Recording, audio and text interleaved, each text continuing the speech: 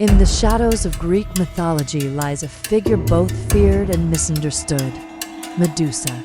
The very sound of her name conjures the image of a woman crowned with living snakes, whose gaze freezes flesh into stone. But the story that survived on pottery and in poems is only one layer of a deeper truth. Behind the monster is a mortal girl, a temple, a god who faced no consequence, and a punishment that changed the course of legends.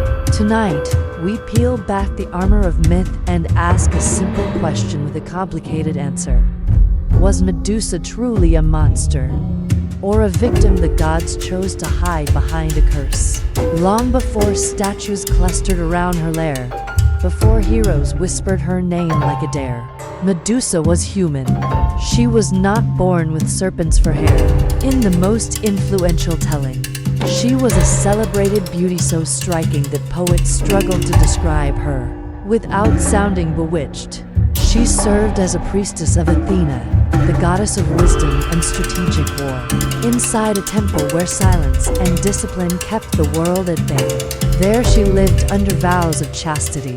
Her life had a shape and purpose, sweeping the marble floor at dawn, trimming lampwicks, preparing offerings, and lifting her eyes to a statue of the goddess she trusted to protect the innocent. But Greek myth is a map of fault lines, places where mortal lives crack under divine footsteps. Poseidon, lord of the sea, noticed Medusa.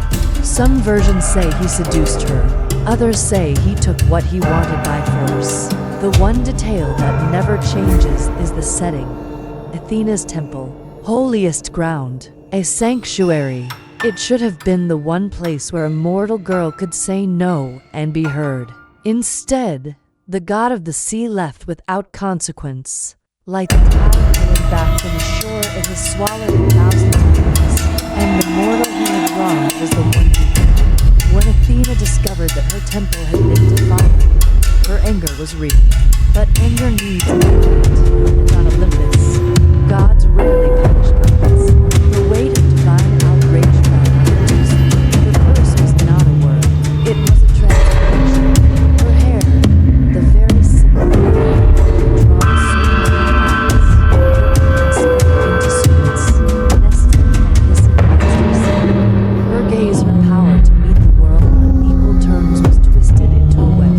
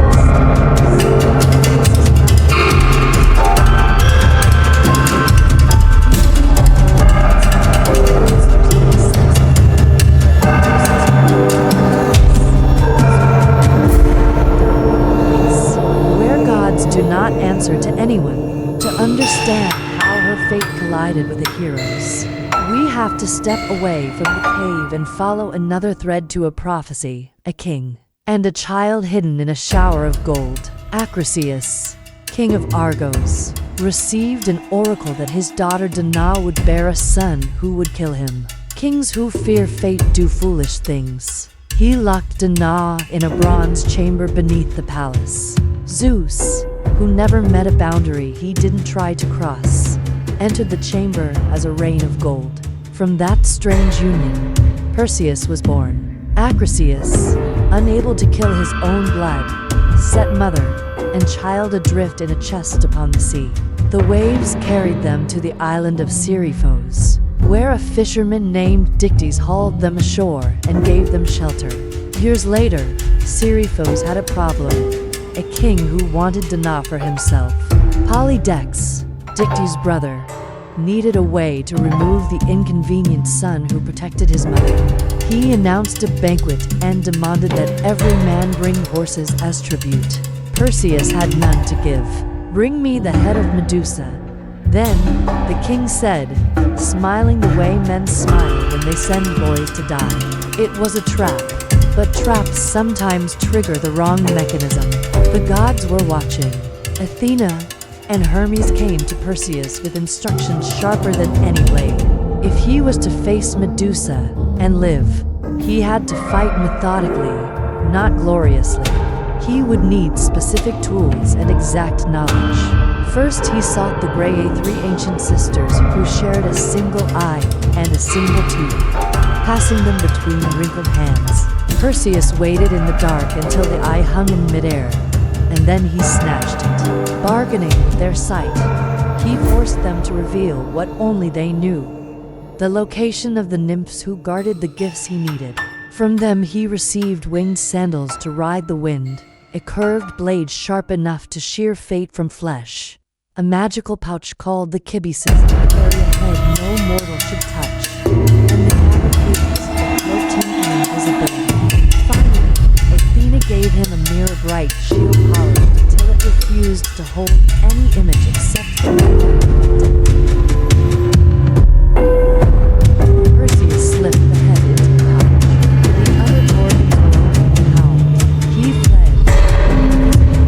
The winged sandals were.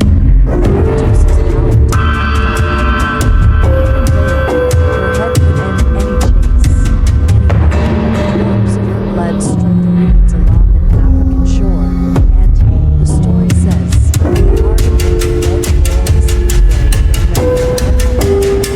on his flight home, Perseus paused at the western edge of the world where the Titan Atlas carried the sky on aching shoulders. Requesting hospitality, he was rebuffed. Atlas, the son of Zeus, who could take him. Words escalated. Perseus, God's vast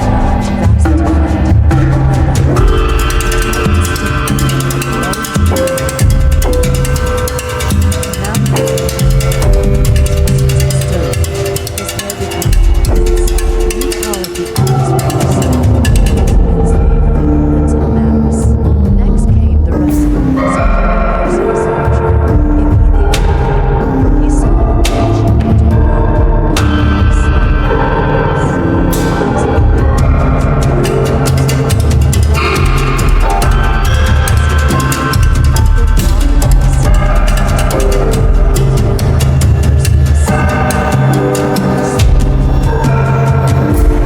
He chose to save instead of take. Some tales give him a brutal fight.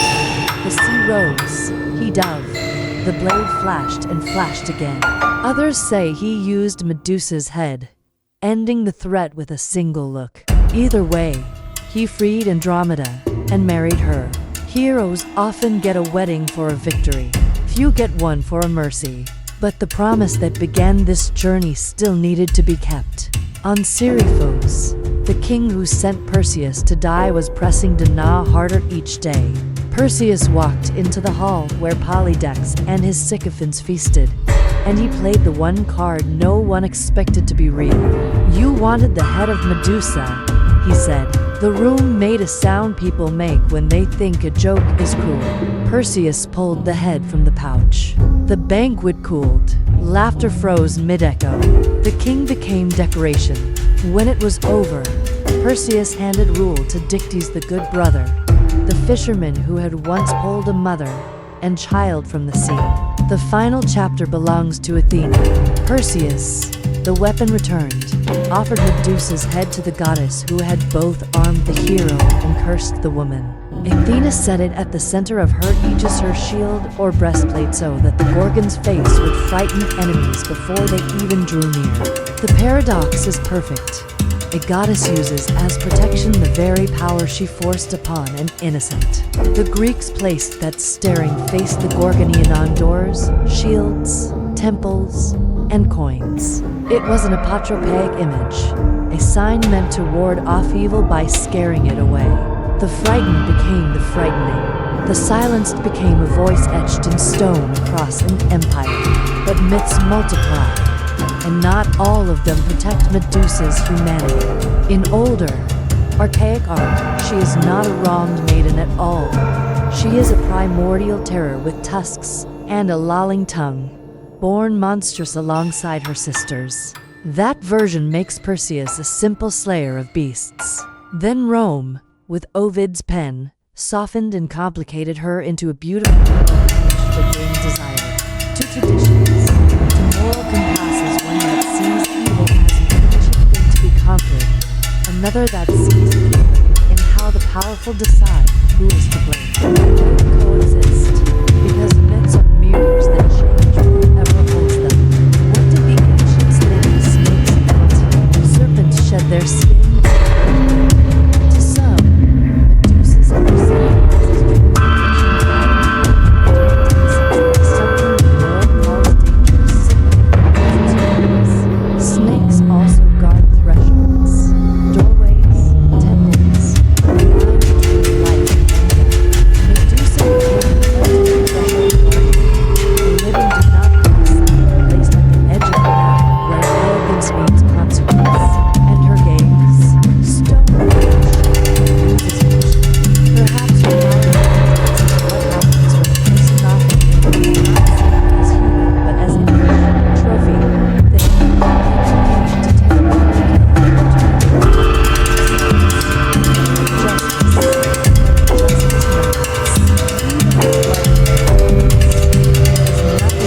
Medusa is simple. In some tellings, drops from the right could heal. They say, gave a image to her as gifts.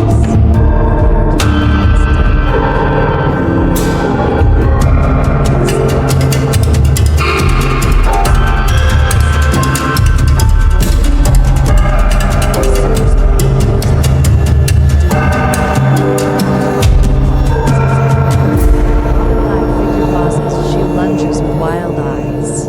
On temple pediments, she warns with a stare meant to paralyze evil. Roman mosaics bring strange beauty to her faceless beast. More cautionary tale. Renaissance painters decide she can be both. Caravaggio's Medusa is a severed head mid-scream, human and horrific at once. A mirror shield reflection that traps us in the role of Perseus even as we question whether we deserve it. Modern fashion adopts her as an emblem of a lure that dares you to look and punishes you for looking away. A logo stitched in gold that says beauty can conquer without lifting a sword. Filmmakers and game designers weaponize her again and again because the idea of danger in a glance is too rich to leave alone. And then there are the readings that step beyond art into ethics. In a world that still argues over blame, Medusa becomes a symbol for those who suffer and then are punished for suffering. She stands for every story where the powerful escape and the powerless are remade as problems to be solved or monsters to be slain. When people say we see you, they promise the kind of gaze Medusa never received, the kind that recognizes humanity without turning it into a target. In that sense, her legend is not just ancient, it is current. It is a warning carved into time. Be careful whom you call monstrous. You may be describing your own reflection. And what of Perseus? Do we judge him for the killing or praise him for the rescues that followed? The myth refuses to choose. He is both pawn and hero, instrument and agent, chosen by gods who needed a mortal hand to hold a divine solution. He saves Andromeda and frees his mother, yet he also carries the evidence of someone else's punishment as his most effective weapon. His victories are real, but they are purchased with a head that never should have been severed. Even when fate catches up, when a stray discus kills Acrisius and fulfills the prophecy, Perseus remains a complicated figure. A good man whose greatest act began with an injustice he did not cause and could not fix. Athena, too, remains divided. Goddess of wisdom, patron of craft, she rewards cleverness and order. But she also becomes the face of institutional holiness, the power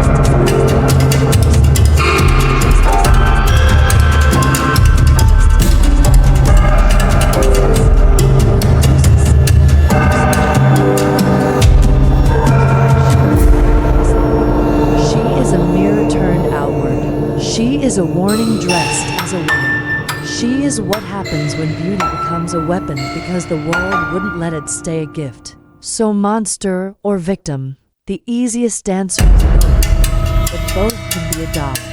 Here is a harder answer. Medusa is a victim first, a monster second, and a myth. She was wrong, then she was weaponized, then she was